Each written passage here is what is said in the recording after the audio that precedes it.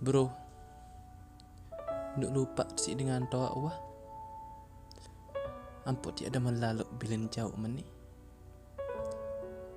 Ampun tiada melaluk bilin ngonek-ngonek meni. Nduk lupa bahawa dengan toa siren ngonek siren berkurang umur. Siren dia berkurang waktu sehat. Bro, biar dia tahu berbakti dengan toa. Mun dia tetap siksa dengan toa si kerinduan. Apa yang gunan kepeng, mun dia tetap bilang jelobeng dengan toa di kesepian nahan rindu. Dia salah itu anda bro. Nu itu dia duharan bercita-cita jari dengan merantu. Dia duhayak bercita-cita jauh langan keluarga. Aneh lamun cukup punin paraan.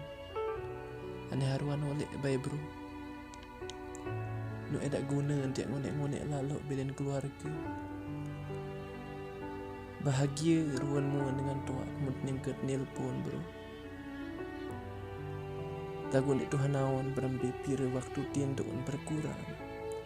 Selamat li rantuan, tuwe sembahyang. Cuma untuk apa? Cuma untuk ngending li Allah Ta'ala berembinta dari tetap sehat. Berembinta dari tetap lancar rezeki. Nundi Tuhan naon doang itu bro. Edak dengan toa yang milih ngonek-ngonek terbilin si anak kan. Jadi tiap pati lalu raus dengan toa sak kena ngonek-ngonek wahana kata. Pita kepeng luwe-luwe adiknya tahu bahagia lemak lah. Cuma uni-unian doang ya tahu kena mento bro. Munangan aja. Di nuh mili aran pisah jauh-jauh langan anak. Aneh pada boleh baik bro. Jah siksa lalu dengan toa si kerinduan.